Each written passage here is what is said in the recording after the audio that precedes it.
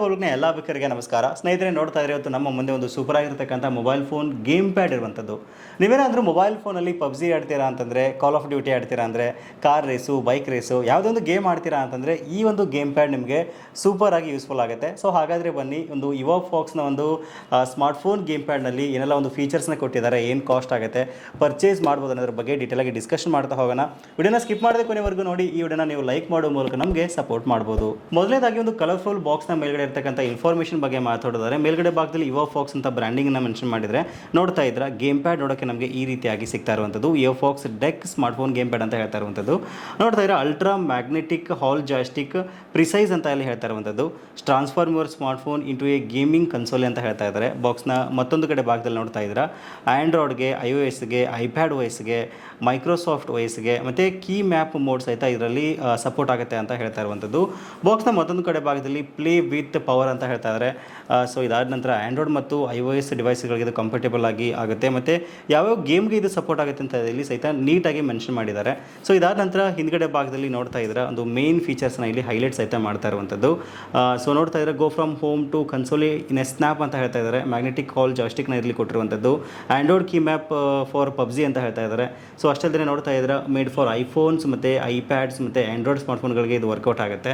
Hello RGB ಮತ್ತು back light action ಬಟನ್ಸನ್ನು ಕೊಟ್ಟಿರುವಂಥದ್ದು. ಡೆಡಿಕೇಟೆಡ್ ಆ್ಯಂಡ್ರಾಯ್ಡ್ ಮತ್ತು iOS ಆ್ಯಪ್ಸ್ ಆಯ್ತಾ ಇಲ್ಲಿರುವಂಥದ್ದು. ಹೌದು, ಡೋಜೋ ಅಂತ ಆ್ಯಪ್ ಇದೆ ಆಯಿತಾ. ಸೊ ಈ ಒಂದು ಡೋಜೋ ಅಪ್ಲಿಕೇಶನ್ ನೀವು ಇನ್ಸ್ಟಾಲೇಷನ್ ಮಾಡ್ಕೊಳ್ಳೋ ಮೂಲಕ ಈ ಒಂದು ಗೇಮ್ ಪ್ಯಾಡ್ನ ನೀವು ಬ್ಲೂಟೂತ್ ಮೂಲಕ ಕನೆಕ್ಟ್ ಮಾಡಿಕೊಂಡು ಆರಾಮಾಗಿ ಯೂಸ್ ಮಾಡ್ಬೋದು. ಓಕೆ, ಈಗ ಬಾಕ್ಸ್ನ ಓಪನ್ ಮಾಡ್ತಕ್ಕಂಥ ಸಮಯ ನೋಡ್ತಾ ಇದ್ರೆ ಮೇಲ್ಗಡೆ ಭಾಗದಲ್ಲಿ ಒಂದಿಷ್ಟು ಸ್ಟಿಕರ್ಸ್ನ ಕೊಟ್ಟಿದ್ದಾರೆ. ಇದಾದ ನಂತರ ಕ್ವಿಕ್ ಸ್ಟಾರ್ಟ್ ಗೈಡ್ ಇರುವಂಥದ್ದು. ಇದಾದ ನಂತರ ಒಂದಿಷ್ಟು ಪೇಪರ್ಸ್ನಲ್ಲಿ ನೋಡ್ತಾ ಇದ್ರೆ. ಸೊ ಇದನ್ನು ಬಿಟ್ಟರೆ ನೋಡ್ತಾ ಇದ್ರೆ ಸ್ಮಾರ್ಟ್ಫೋನ್ ಗೇಮ್ ಪ್ಯಾಡ್ ನೋಡೋಕ್ಕೆ ನಮಗೆ ಈ ರೀತಿಯಾಗಿ ಸಿಗ್ತಾ ಇದೆ. ಸೊ ಇದ್ರ ಬಗ್ಗೆ ಡೀಟೇಲಾಗಿ ನೋಡ್ತಾ ಹೋಗೋಣ. ಇದಾದ ನಂತರ ನೋಡ್ತಾ ಇದ್ರೆ ಗೇಮ್ ಪ್ಯಾಡ್ನ ಚಾರ್ಜ್ ಮಾಡೋಕ್ಕೆ ಚಾರ್ಜಿಂಗ್ ಕೇಬಲ್ನ ಸಹಿತ ಇಲ್ಲಿ ಕೊಟ್ಟಿರುವಂಥದ್ದು. ಇದಾದ ನಂತರ ನೋಡ್ತಾ ಇದ್ರೆ ತುಂಬ ದೊಡ್ಡದಾಗಿರ್ತಕ್ಕಂಥ ಒಂದು ಪೌಚ್ ಸಹಿತ ಕೊಟ್ಟಿದ್ದಾರೆ. ಸೊ ಪೌಚ್ ಮೇಲ್ಗಡೆ ಭಾಗದಲ್ಲಿ ಬ್ರ್ಯಾಂಡಿಂಗ್ ಸಹಿತ ಮೆನ್ಷನ್ ಮಾಡಿದ್ದಾರೆ.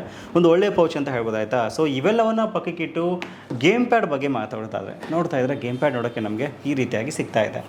ಸೊ ವೈಟ್ ಕಲರ್ನಲ್ಲಿ ಇದೆ ಆಯಿತಾ. ಸೊ ಇದರಲ್ಲಿ ಎಲ್ಲ ಒಂದು ಬಟನ್ಸನ್ನು ಕೊಟ್ಟಿದ್ದಾರೆ. ಸೊ RGB ಇರ್ತಕ್ಕಂಥ ಒಂದು ಗೇಮ್ ಪ್ಯಾಡ್ ಇದು. ಸೊ ನಿಮ್ಮ ಎಲ್ಲ ಫೋನ್ಗಳು ಆರಾಮಾಗಿ ಇದಕ್ಕೆ ಸೆಟ್ ಆಗುತ್ತೆ. ನೋಡ್ತಾ ಇದ್ರಲ್ಲ, ಈ ರೀತಿ ನೀವು ಎಕ್ಸ್ಟೆಂಡ್ ಮಾಡಿಕೊಂಡು ಫೋನ್ ಇದರಲ್ಲಿ ಆರಾಮಾಗಿ ಸೆಟ್ ಮಾಡ್ಕೋಬೋದು.